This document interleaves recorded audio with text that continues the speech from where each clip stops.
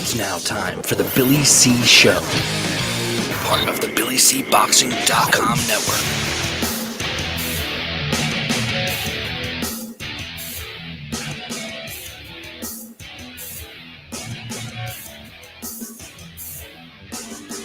And we're coming to you live from the Billy C. Studios in Lake George, New York. I'm Bill Calogero, and it's time for the Billy C. Show. Good morning, good day, good evening, whenever you're watching, whenever you're listening. I hope you're doing okay today. Today's show is being brought to us in part by the Title Bout Championship computer game.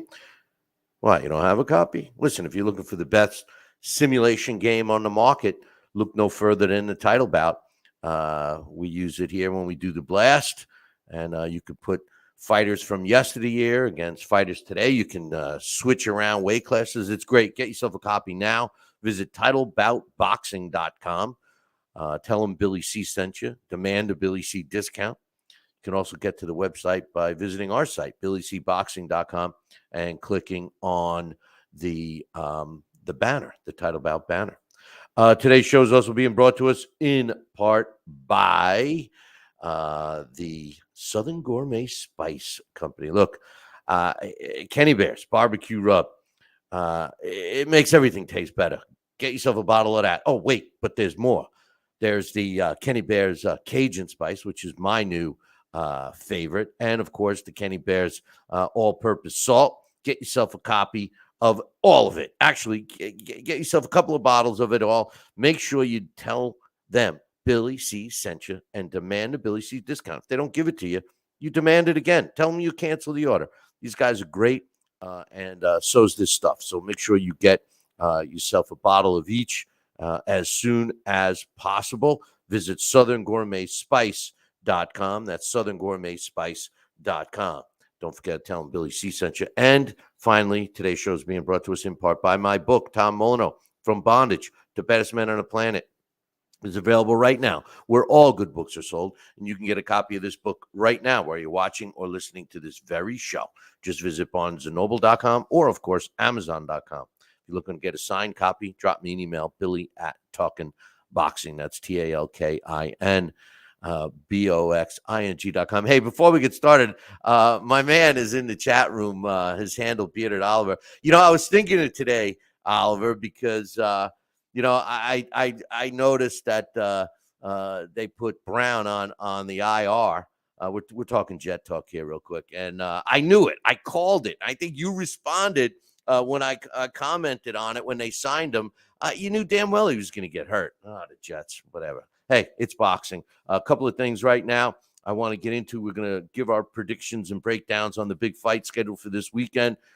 Triple G is challenging Canelo Alvarez for the super middleweight world title. But first, I just want to touch base real quick. The update for Tyson Fury and Anthony Joshua looks like they're leaning towards the December 3rd date. Apparently, contracts have been given. Have not heard if anything's been signed, sealed, and delivered yet. Speaking of Anthony Joshua, his trainer, one of his trainers, Angel Fernandez, claims that should Joshua fight Usyk in a third fight, he'll definitely beat him. A third fight? I mean, why would we even consider that? But anyway, let's jump to the big fight this weekend. Pay-per-view on DAZN. Triple G is challenging Canelo Alvarez. It's their third matchup. The first two were entertaining. The draw, many people thought Triple G won. Even the win that Canelo got could have gone either way. They were close fights. Who knows what this next fight is going to bring? But joining us right now is my man Dax Khan, and we'll get his thoughts on it. What's up, Dax? You're I think you're muted, brother. I'm not hearing you. How you doing? There you go. There's the voice we all know and loathe. I mean, love. But there's my man. What's your thoughts on the first two fights anyway, before we get into this one? Did you think that Triple G won the second one? I did. Triple G, for all intents purposes, more or less, they did to Triple G what Floyd Mayweather did to Manny Pacquiao by facing Marquez when Canelo faced Danny Jacobs, to feel him out, and then to see whether or not he'd be able to deal with what Triple G has. And up until then, Triple G, after that last fight, he's kind of sort of went into limbo, facing guys, yeah, with undefeated records, but who did they beat? Like Steve Rolls and Zarmento. Then he faces Murata earlier this year, who at one point in time I thought was really going to develop into something if he would have had a better team. And he's been inactive, and he's 40 years old now. And let's be honest, as much as and as skilled as Canelo is, make no doubt about it, you have to knock him out, and that's just the fact of it, which is why I'm not really interested in this fight. You have to knock Canelo out, and the reason why I say that is look at the Floyd Mayweather match when Canelo wasn't really a bigger star then, and Floyd Mayweather didn't even get a unanimous decision. In the Bivol fight, Weisfeld and Dave Moretti, those two are on that Golden Boy payroll, or now Matchroom payroll, I guess you could say. Dave Moretti against Lara had it 115, 113 for Canelo. The Triple G rematch, he did have that for Triple G. No, he had that 115, 113 for Canelo. Weisfeld had it for Triple G. Moretti at the Kovalev fight, even though Canelo won by knockout. That was a 2-point fight. The Jacobs fight, Moretti and Weisfeld both had that by 2 points. So I'm sorry. I just really, it's due to that I'm just disgusted with this, and it's a waste of not only fans' time, but waste of money. And after this, Canelo has been very uncharacteristic going into this. He's been in BJ Saunders and Caleb Plant mode, if you've realized that. And by that, what I mean is he has been coming out very as if he had something personal against Triple G. He wants to end his career. He's insulted Triple G several times, and there's somebody out there who's taking it personal, and that's a guy by the name of Dimitri Bivol, because him and Triple G are very good friends. And remember, Dimitri Bivol said, "I'll drop down to 168, 175, wherever it is, and the next time I think he'll knock Canelo out, and Canelo can fight every other fighter in the 168-pound division, 160-pound division in the same night and beat them all. If he doesn't face Bivol after that, what's going to happen is Canelo is going to be exposed, and his reputation is going to be forever tarnished." So I'm not really sure what. I mean, Triple G's 40 years old. He's been a pro for 14 years. He's had over 365 amateur fights. Why? Well, and Well, not just to them. Why? Really? Why? And DAZN, I mean, and pay-per-view. Come on, man. so what are you saying that you really don't like the fight? Not at all. Not at all. Not at all. It's just not fair. Not at all. I mean, Well, there's a couple of things. First of all, I could. It's not fair. I can relate to that because since the previous fights, Canelo has seemingly gotten much bigger, of course, more powerful, it seems. Plus, he is so much younger. The age is a big thing. But, I think there's certain fighters that traditionally bring out the best in each other. Like if there's a true I'm not going to say hatred, but a true what's the word I'm looking for? I don't know. Where fighters, like Sugar Ray Leonard and Marvin Hagler, Tommy Hearns, Sugar Ray Leonard, it brings out the best in them when they fight each other. And I think that Canelo and Triple G I think we could see that in this fight, despite the age difference and everything else. I think the easy pick is Canelo. I do think that Bivol proved, and I mean, going back several years, I mean, you personally have always said how good Bivol was. When they made this fight, I was against, Triple G I'm sorry, Canelo and Bivol. I was extremely impressed with Canelo to take the fight. I thought that was the toughest fight for him, and he didn't come out with the W. I do think that there'll be a rematch. I think Canelo is the type of fighter that I think what you're talking about, him, seemingly making it personal against Triple G. I think that's partly because he's really disappointed in himself that he lost to Bivol, and the other part is promotional. If you recall, he had it out for Triple G after the last fight because Triple G got pretty uncharacteristic of complaining about the decision and everything else, and it's just dragged on for all this time. But some quotes that they both have when they got to their arrivals today. Triple G, when asked about fighting at 168, he says, which I thought was pretty funny. He says, it really feels the same. I feel the same. He says, maybe one or two more dinners, a couple of more burgers, a few more tacos, about the extra weight, which I thought was kind of cool. And he also said that winning this fight isn't for him. It's for the sport. He's trying to bring boxing's position back as a premier sport. I love this about Triple G, Dax, because he's always been like that. He is a throwback in a sense where, the last great era in boxing in the 80s and stuff, the big fights were made when the fighters, when the fans wanted to see two specific fighters, the fighters made it happen regardless of promotional clashes, etc. Something that we don't see as much today.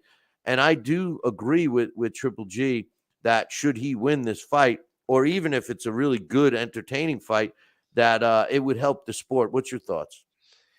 If it was a good, entertaining fight, yeah, I could say it would help the sport. But I just, I mean, I don't see Triple G getting knocked out. I think that we're going to see him push back. I think that we're going to see him fight harder than he ever has. But also, on the other hand, I just, outside of a knockout, I've honestly, and I'm a Canelo fan. You know that. I just really the Bivol fight put a bad taste in my mouth. Those scorecards, and then afterwards going and looking and reviewing the history of Canelo and what a lot of critics have said. And yes, don't get me wrong, Canelo is very much a pound for pound worthy fighter. Not pound for pound number one, not pound for pound number two, three, or four. But the fact is that Triple G has to win by knockout. They waited him out. The guy's coming in one fight in over 2 years. And if Canelo did not lose to Bivol, Canelo wouldn't have made this fight. Let's be honest. No He wouldn't way. have made this fight. No way. He This would have this never. is just a way of Canelo. He needs to come back and do something spectacular to kind of the confidence building. But the one thing I can see happening in this fight is that Triple G has, at one point in time, I always thought had the greatest jab in the sport when he used it. You go back to the Lemieux fight when, remember, it was like a piston. He was like a mini Vladimir Klitschko. And Dmitry Bivol, he has actually now in the sport the best jab in boxing. And Canelo, I don't know, maybe his confidence is a little dented, which is why he's been so uncharacteristic with the things he's saying that he's going to retire Triple G. And who knows, maybe Canelo can end up with a little bit of PTSD if Triple G comes out there fighting the way he did against Lemieux. There's always one last good fight in every fighter. True. So, you know, the comments that were made, I just said something. I just gave you a couple from Triple G. And the other thing, too, by the way, that I think may factor into this fight is I believe this is the third or fourth fight he has without Abel Sanchez. He's extremely happy with his team, and I think that may be beneficial for him as well.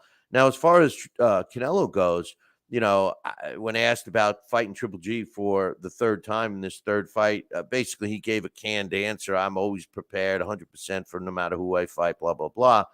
But when they asked him the same question on what a win would mean to him, he says it's important to me, this kind of fight for my legacy and all the people that follow me.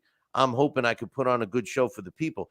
Now, to me, there's a lot of me's in there, different than Triple G. Triple G seems to put the sport ahead, and Canelo's worried about his legacy, which is, I'm not knocking him on that. But anyway, I do think it's going to be a good fight. I like you just said, there's always one good fight left in fight, especially aging fighters that know the end is near. And I think that's certainly the case with Triple G. Now, me breaking down the fight. So your official prediction is what? Canelo by decision. By decision. Yeah, no matter what, it's going to be Canelo by decision. And like I said, and everybody can later on this week listen to, or next week listen to, when I break down some of the judges in the sport, like Steve Weisfeld and Dave Moretti, and some of these guys that are considered the top judges in the sport. And pretty much for whatever reason, they always seem to pick the money guy somehow, no matter how one-sided they're losing. And the Canelo Bivol fight, when I rewatched that again, is what made me just realize that there's just certain guys in this sport, unfortunately, you're not going to beat on points, and there's a good chance even if you knock them out, they're going to find a way to say it was a foul. And Listen, Canelo is one of those guys, just like Floyd Mayweather was one of those guys. That's been going on for a long time. I'm going to read an email a little bit later, but one of my good friends, and obviously you know him well, Marlon Starling. I mean, this is a guy, when you look at his record, every one of those losses, except for one, should have been wins, and he wasn't on the right side of the ring. And I mean, you're 100% correct. They know who's writing the checks. But anyway, Canelo Alvarez, he is currently I guess the best thing to define him is the world super middleweight champion. He owns the IBF, WBA, WBC, and WBO belts, which clearly makes him the super middleweight champion. He's got a record of 57 wins, 2 losses, and 2 draws. His only losses came to at the hands of Floyd Mayweather Jr. And Dimitri Bivol, the one we were talking about before. His 2 draws, well, in his 5th pro fight against a 3-5 fighter, Jorge Juarez, and Triple G, have handed Canelo his 2 draws. 57 wins, 39 coming by knockout. He's fought, if you do the math, a total of 61 fights as a pro, 448 rounds with a 63.9% knockout ratio. He's a former world junior middleweight and light heavyweight champion, in addition to his belt super middleweight title he's got now. He's 32 years old, 8 years younger than his opponent on Saturday night. He's also given up a couple of inches on height. He's 5'8", listed as 5'8", which makes him 2.5 inches shorter. And their reach is about the same. Canelo does have about a half inch more, but that's not going to make a difference. He's got a 70.5-inch reach. His last fight, as we mentioned, was a 12-round unanimous decision to Dimitri Bivol in May of this year. He's got some wins over great fighters: Sugar Shane Mosley, Orlando Lara, Angulo, Miguel Cotto, Amir Khan, Triple G, Danny Jacobs, Sergey Kovalev, Callum Smith, Billy Joe Sanders. I mean, listen, you could say what you want about Canelo, but Canelo has proven that he's willing to take some fights against all comers. He does know how to pick fights, and sometimes he didn't pick them right, like in his last fight. Canelo Alvarez is a vicious body puncher. I think he's evolved into a little more safety. His defense, at times, I think he doesn't have much of a defense because his head is always open, but his head movement, makes him hard to hit at times. But he's also easy to hit at other times. So I think his aggression drives him. I also think that he's the type of fighter that if you give him a shot, he's going to give you one back, maybe two back. So I think, Dax, your point about if Triple G can get his jab going, it could neutralize Canelo a little bit. And if Triple G can jab and move, maybe he steals some rounds or whatever. But let me pause for a second and get Alex Papali's joining us now. What's up, Alex? Good evening, guys. How you doing? Good. I'm Dax gave us his prediction. I'm in the middle of breaking down the fight. And then we'll throw it up to you. But we got Canelo Alvarez. I was just mentioning now. I'll jump over to Triple G. He's currently, I'm going to call him the world middleweight champion. I mean, he's got the IBF, WBA, and IBO world title belts. His last fight was a 9th round stoppage over Ryota Murata in April of this year. He's got a record of 42 wins, 37 coming by knockout, only 1 loss and 1 draw coming at the hands of Canelo Alvarez.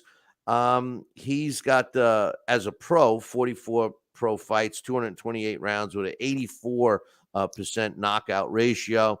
He's 40 years old. 8 years older than Canelo on Saturday night. He does hold a 2.5-inch height advantage at 5'10.5". And like I mentioned earlier, he's got a 70-inch reach, which is about the same. It's a 1/2 inch less than Canelo. Triple G, he's got some big wins too. I mean, the truth of the matter is he's fought everybody that he had to. He cleaned out the middleweight division. The big names that he's got wins over: Martin Murray, Curtis Stevens, Danny Jacobs, Kell Brook, and everybody else that mattered in the middleweight division during his career. What's impressive about him is a 23-fight knockout streak before he won a fight on a decision. But what makes that record even more impressive is, of those 23 fights that he won by knockout, 18 were world title fights. So, I mean, this guy, we all said years ago, before we were talking about him as an aging fighter, that maybe he didn't get the credit that he deserves. I think after his fight career is over, he certainly will get that credit in terms of Hall of Fame caliber and stuff like that. The type of fighter he is, well, Dax mentioned it before. He used to have a great jab. Sometimes he uses it, sometimes he don't. I think that he's a well-rounded fighter. Weaknesses, I see his belly. Body shots have proven, especially in the last Canelo fight, that he doesn't like them and he gets hurt by them. Movement, head movement, throwing enough punches. I think what's going to come into play here is the age. I know everybody's saying that, but I'm not saying it because of the age, the number. I'm saying it because of his wind, his stamina. Is he going to be able to go all out for 12 rounds? Because that's what I think he needs to be able to do. In order to win this fight, I think Triple G does, like Dax mentioned earlier, needs to use his jab a lot, but he also has to follow it with some power punches. He's got to keep Canelo thinking. He's got to keep Canelo away from him if he can, because if Canelo gets close and starts working the body, it's going to not only hurt Triple G, it's going to tire him out. And his stamina is a big issue here. How do I see the fight going? Well, listen, I make no mistake. I'm a fan of both of these fighters. And I would love nothing more for Triple G to win this fight. As a matter of fact, when I put my fan hat on, I'm going to be rooting for Triple G all night. But how do I see this fight going? I see this fight going to Canelo. Dax mentioned that he's definitely going to get the nod if it goes to the scorecards. But in my opinion, this fight will not go to the scorecards. I think that this fight's going to end by a knockout, some way, shape, or form. Either Triple G is going to stun everybody and stop Canelo, or Canelo's going to stop Triple G. Either way, I don't think it goes to the scorecards. I think Canelo's going to wear him down. I think he's going to look every bit of 40, he meaning Triple G. I think he's going to look every bit of 40 years old on Saturday night. And I hope he puts on a good show. I hope he wins, but I'm picking Canelo. I think that Canelo's just become too big and too strong. Despite Triple G making the weight, despite Triple G, being slightly taller, he's nowhere near the bigger man, and it's going to look it on Saturday night. My official prediction will be Canelo by stoppage, but I will be rooting for Triple G. Alex, what's your thoughts, man?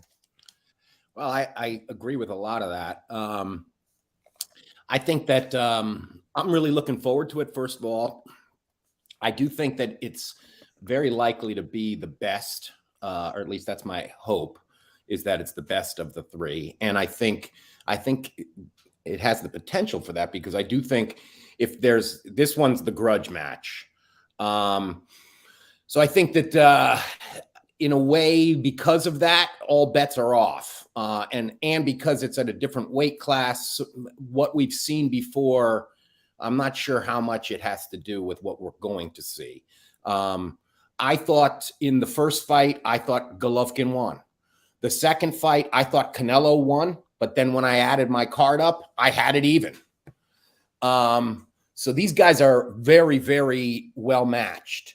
I think now Father Time and just plain size has moved in the direction of Canelo Alvarez. He's bigger. I think his reflexes, the last time Golovkin fought, he looked good, but he had to work, to stop that guy, Murata. And now one thing about Golovkin's style, he always has to work. That's one of the reasons why I like him. He's an action fighter. He's a offense-minded fighter. Whereas Canelo is more, especially late, this stage in his career, he's more of a counterpuncher. However, we saw in the second fight that he could come forward too. And because now he might have something to prove, he definitely has something to prove after the Bivol loss, I think we might see a really aggressive Canelo.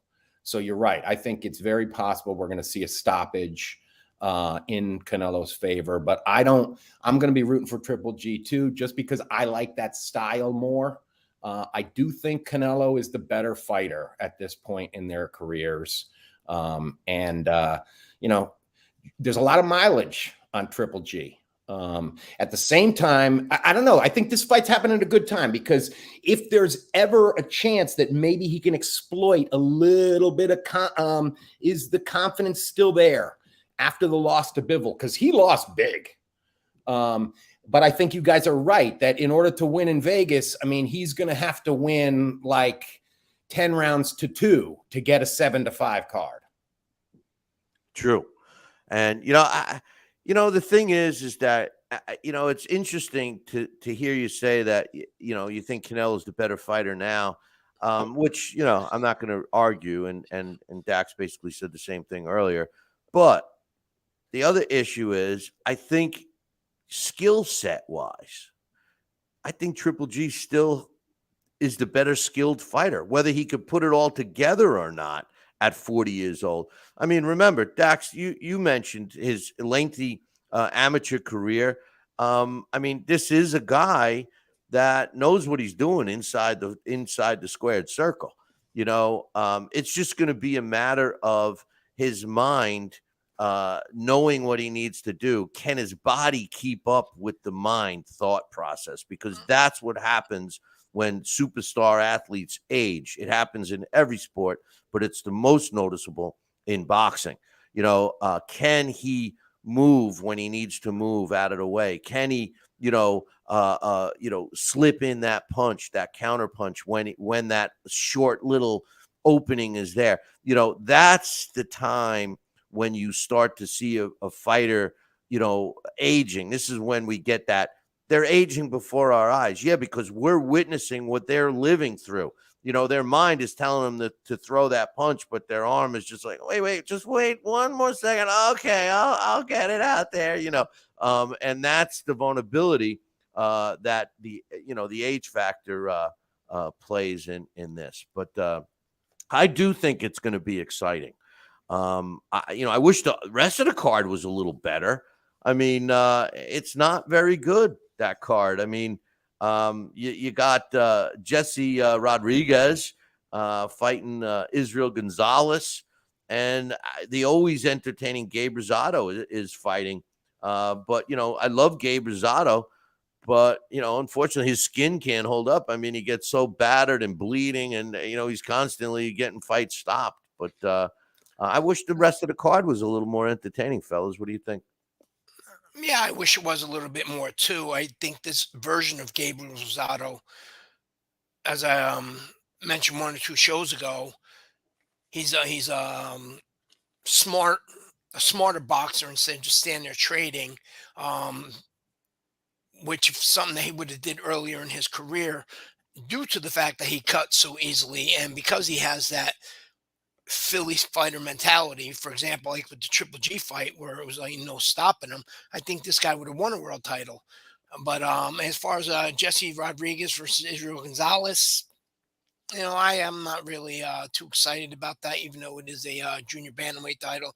But my last thing that I will say on Triple G and Canelo is the fact that let's be honest, Triple G, when he was fighting these guys and developing that knockout streak, he could have been fighting these bigger names, but they avoided him.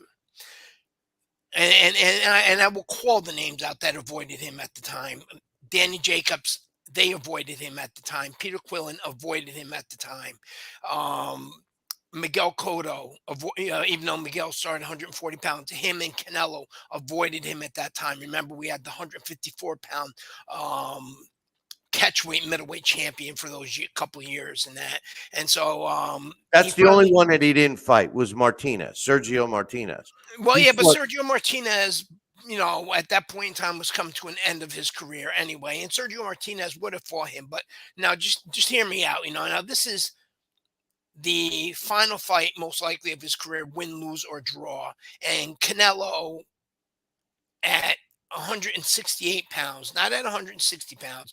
Triple G can come in at 161 pounds, 163 pounds, and he's still a super middleweight. Canelo can come in as high as 175 pounds, 177 pounds because of the IBF rehydration rule of 10 pounds.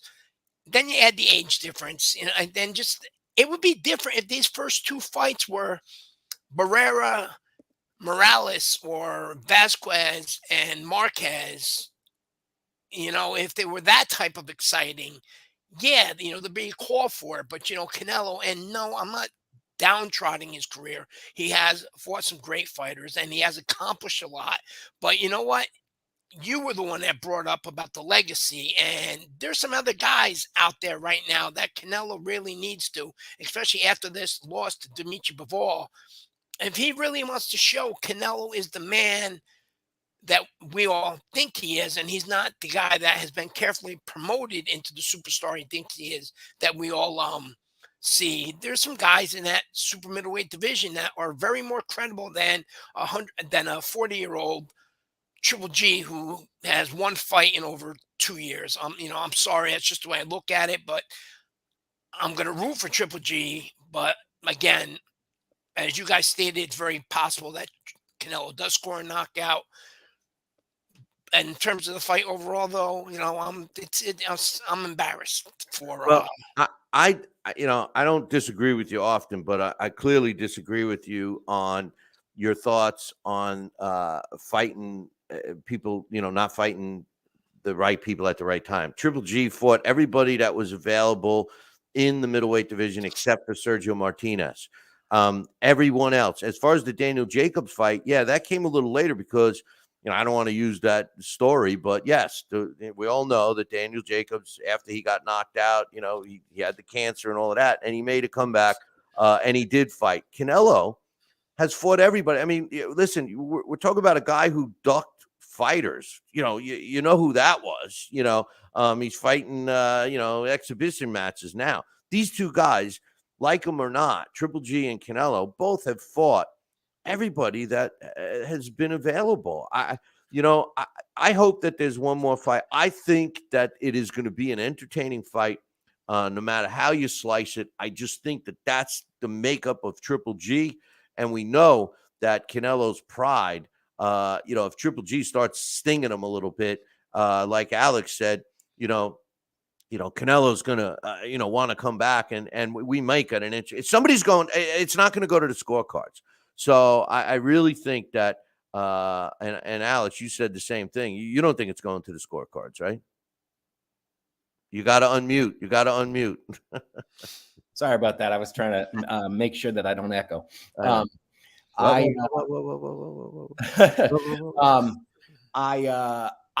It's very, I don't know. I think these guys match up so well. I hope we're not like the last two fights. I was hoping, man, if this was a 15-round fight, we'd get a definitive winner. Because these guys match up so well. I think because of the weight, I think it's very possible we will see a stoppage this time. Just because that dehydration takes so much out of you. But that's the beauty of boxing, is that it's wonderful when something goes the opposite of what I predict, because it's like you think you know a sport and then nope, surprise. So I do think that, and in terms of the body, I think that, the body shots, I mean, who likes getting hit to the body? Nobody. Piston Honda from the Punch Out game, or actually that might have been his vulnerability. Maybe it was Bald Bull that was really tough to the body. But I don't think any human being. The Hippo guy. That's King Hippo, right. Yeah. So I do think, and of course, Canelo is brutal to the body. I think that if this, of the three fights, this is going to be most likely the least tactical and the most brutal. That's just my expectation. I think you're right. Hearing from them, I think you're right. They don't like each other, and you add into the fact how well they know each other. I mean, we're talking. This is round 25. No, it's very possible. There's no need for a feeling out round. These guys have wanted to get their hands on each other. I think the only drawbacks really about, and I kind of disagree with Dax. I mean, I don't see this as sort of a consolation prize or an easy fight by no means. I do think Canelo's going to win because I think, it's the old lion sort of situation, and the young tiger is just, it's kind of silly not to favor the young tiger. But there's times, Springs Toledo wrote this, I mentioned how there's times those old lions surprise us. Remember Hopkins versus Kelly Pavlik, or Foreman versus Michael Moorer? So, it's possible we will see something like that, especially because of, there's that extra, possibly that mental fragility in that Canelo's coming off a loss. However, I think that the kind of athlete he is, that's just going to make him more dangerous. Yeah, but wait a minute. Be hyper competitive. Wait a minute. I think that is why it's going to be a brutal fight. I think Triple G knows that this is his last hurrah, and he's going to give it his all. And I think that a point that Dax made earlier, I think that Canelo, because he's trying to basically camouflage his loss to Bivol, that he may not be thinking as clearly. He may be going into this fight and do things that he wouldn't normally do. That sense of cautiousness is going to be gone. I don't know. I really think that it's going to be like I said earlier, I think it's going to boil down to Triple G's stamina. I don't think that we have to worry about Canelo's stamina, but I think Triple G's stamina is going to make the difference. I'm looking for an exciting fight. I want to make sure everybody tunes in approximately 6 minutes after the official verdict is rendered and announced, because we'll be here doing our post-fight show. and hopefully you guys can be in the chat room and give us your thoughts, and we'll talk about them on air. One thing I want to bring up here real quick before we pack it in, I told everyone it was going to be a short and sweet show. I got an email from my man Mike, and normally I would wait until we had a regular show to talk about it, but the topic is so great. It's my main man, Marlon Starling, is that's the topic. And Mike writes, "Hey Billy, have you guys ever thought of doing a show based on guys you think should be in the Hall of Fame but aren't? The reason I bring this up is because I believe that Marlon Starling is no doubt a Hall of Famer based on other guys who are in. Two-time welterweight champ. He's fought anyone at any time. If you can't do a full show, could you touch on it? Or if you guys think Moochie belongs in the Hall. Let me tell you something. And I'll admit right off the bat, I'm biased because I'm so tight with Marlon. I love the guy, all right? But I've dissected, and as a matter of fact, just so you know, Mike, I've talked to Marlon. He wants to come on. I'm going to do a whole piece on Marlon and then have Marlon on. He's excited about coming on. I just got to get him technically up to speed so we can see his face on the broadcast. But I too believe he should be in the Hall of Fame. I'm shocked that he's not. I think the reason, and the only reasons that has ever been explained to me, is the other people that are in beat him, but they don't look at the fights the way I do. Every one of the losses except for one, he won those fights. And I'm not even counting the one where he got knocked out after the bell and they didn't even give him the bell back, even though they made it a no contest.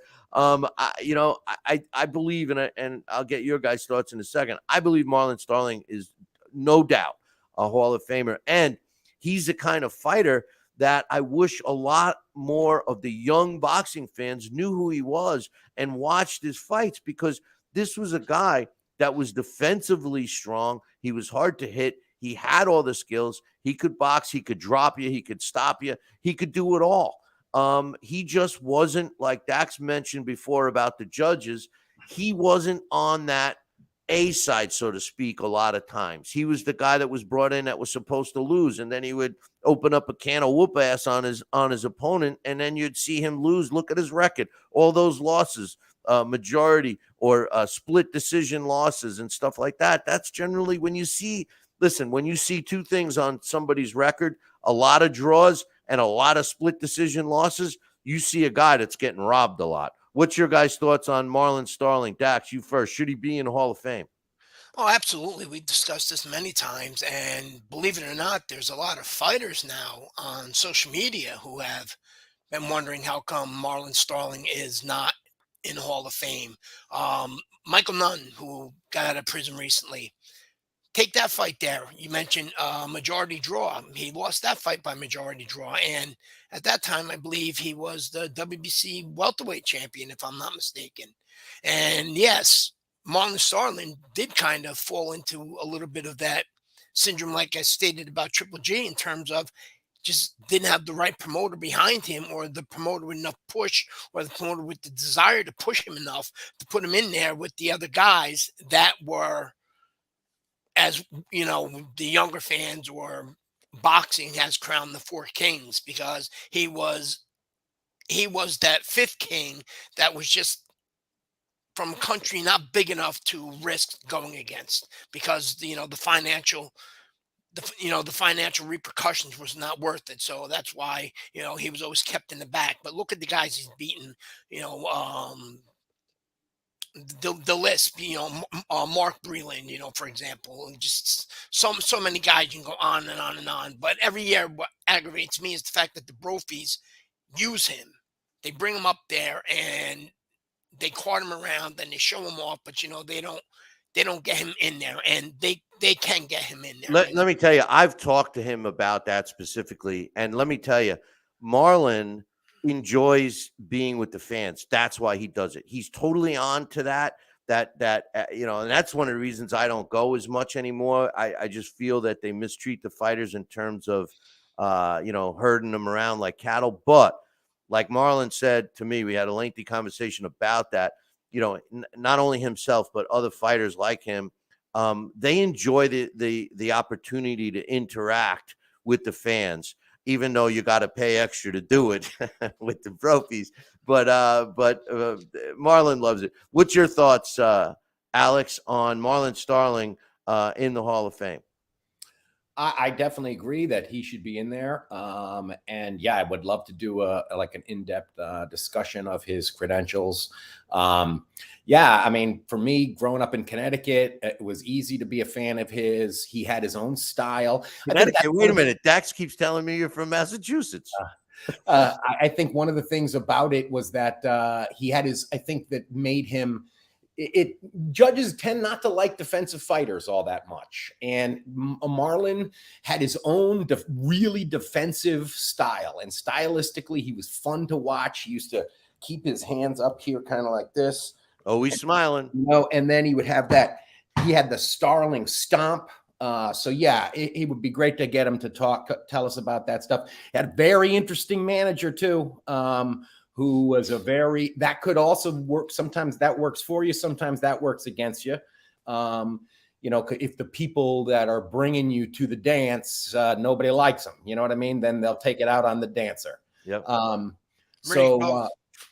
So I do think that, Rock Newman. You're right. Yeah. He says Riddick Bowe, and I'm like, oh yeah, Rock Newman. Everyone hated him, but I do think that, I mean, if nowadays with YouTube, you want to see a masterful performance. It was for the welterweight championship of the world. Watch Starling versus Hunnigan. That fight was one of my favorites. One of my. And Marlon was supposed to lose. Marlon was supposed to lose big. I know. But all right, fellas, listen. I'm looking forward to the fight and looking forward to the post-fight. So everybody, make sure you tune in Saturday night as soon as Triple G and Canelo is over. We usually go on about 6 minutes after the official verdict is rendered. So we'll see you then. Make sure you show up. We want to hear your thoughts in the chat room. We'll talk about it on air and all that happy stuff. Until Saturday night, ciao, baby.